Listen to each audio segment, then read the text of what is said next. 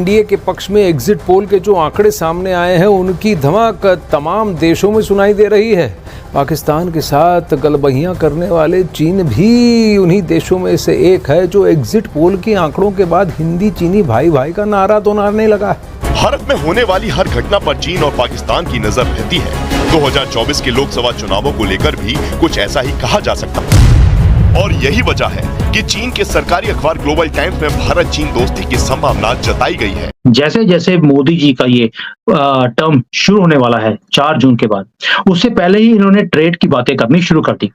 मैं कई फोरम्स में यहाँ पर गया हूँ, बातें शुरू हो रही हैं इंडस्ट्री की तरफ से कि भाई हम भारत में जाकर इंडस्ट्री लगाना चाहते हैं। दैट मीन्स कि यहाँ पर जो इंडस्ट्री है उनको एक चीज समझ आ गई है कि अब हम चाइना के ऊपर डिपेंडेंट नहीं रह सकते। मैं ये फॉरेन कंपनीज की बात नहीं कर रहा हूं, ये जो चाइनीज कंपनीज हैं उन्हें भी दिखता है। ग्लोबल टाइम्स में छपी रिपोर्ट में विशेषज्ञों के हवाले से कहा गया कि मोदी सरकार की हैट्रिक से भारत की विदेश नीति और कूटनीति और ज्यादा मजबूत होगी। यही वजह है कि भारत के खिलाफ साजिशों को रचने वाला चीन मतभेद मिटाने की बात कर रहा है। क्या आपको लगता है कि अगर चाइनीज की जो कंपनीज हैं उन्हें दिखता है, क्या चाइनीज की गवर्नमेंट को नहीं दिखता?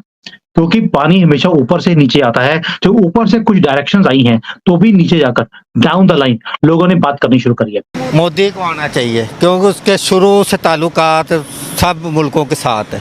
क्या बात है, बड़ा नॉलेज है आप लोगों के पास। उनके ताल्लुकात पुराने हैं, ये नया जैसे इमरान खान बच्चा है, नवाज शरीफ के जैसे इंडिया से ताल्लुकात है, अमेरिका से भी, इराक से, चाइना से भी, इनके शुरू से लेन देन इनका है।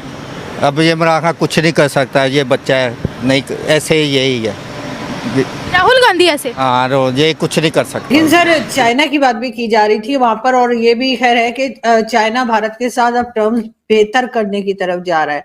वाकई में ऐसी बात है, और अगर है तो क्यों?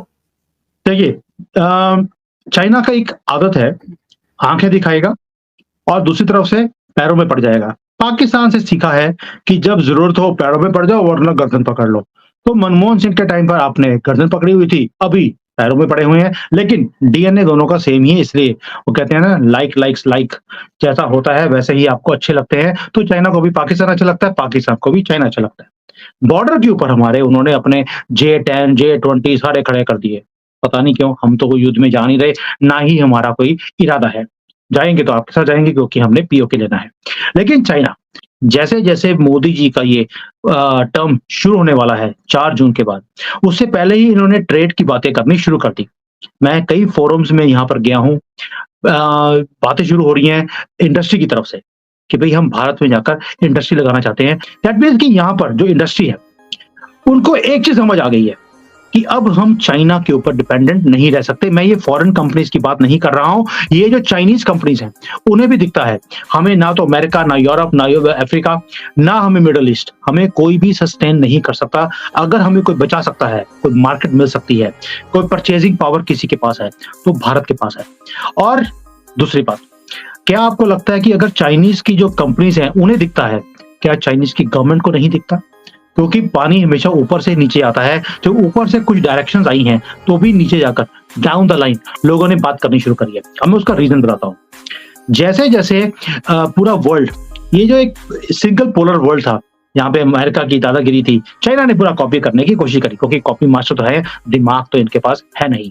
और यहाँ पर even government and local companies दोनों को समझ आ गई है, अगर कोई बचाएगा वो भारत बचाएगा। और क्योंकि जो हमारा ट्रेड है आज की डेट में चाइना के साथ, दैट इज नंबर 1।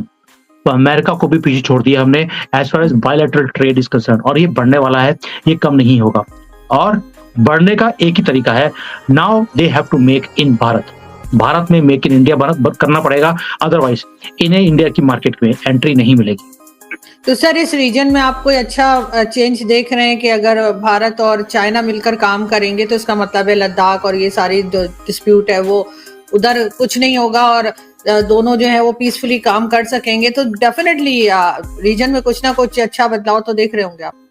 देखिए, पहली बात यह है कि आपने पहले एक अखंड भारत की बात करी थी, तो अखंड भारत की तरफ हम चल पड़े हैं, वो तो होना ही है। तो जब जैसे जैसे अखंड भारत बनता जाएगा, और ये बनना भी है। मोदी जी जो है 3rd टर्म में आपको कितने स्ट्रॉन्ग लगते हैं एज अ प्राइम मिनिस्टर? क्योंकि ये भी कहा जा रहा है कि क्योंकि अपोजिशन भी इस बार काफी स्ट्रॉन्ग आ रही है और वो काफी टफ टाइम दे सकती है। मोदी जी जिस तरह काम कर रहे थे वैसे ही करते जाएंगे।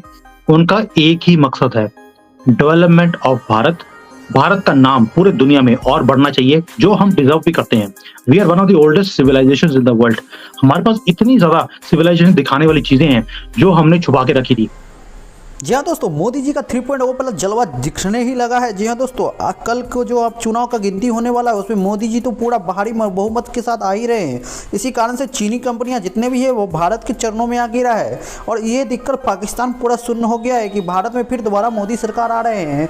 अब आने वाले टाइम में क्या होगा, क्या पीओके को भारत से पाकिस्तान से छीन लिया जाएगा? जी हाँ दोस्तों, ये सुन जान कर पाकिस्तान के पसीने छूट रहे हैं और चाइना भी बैकफुट पे आ गया है। क्या लगता है दोस्तों, मोदी जी इस बार क्या करने वाले हैं? क्या पिछली बार के जैसा कुछ और बड़ा धमाका करने वाले हैं? अगर आपकी कोई राय है तो कृपया करके कमेंट में जरूर बता दें। अगर वीडियो अच्छा लगा तो कृपया करके चैनल को सब्सक्राइब कर दें, वीडियो को लाइक कर दें। हम आपके लिए ऐसी वीडियो लाते रहेंगे। मिलते हैं अगले वीडियो में, तब तक के लिए धन्यवाद।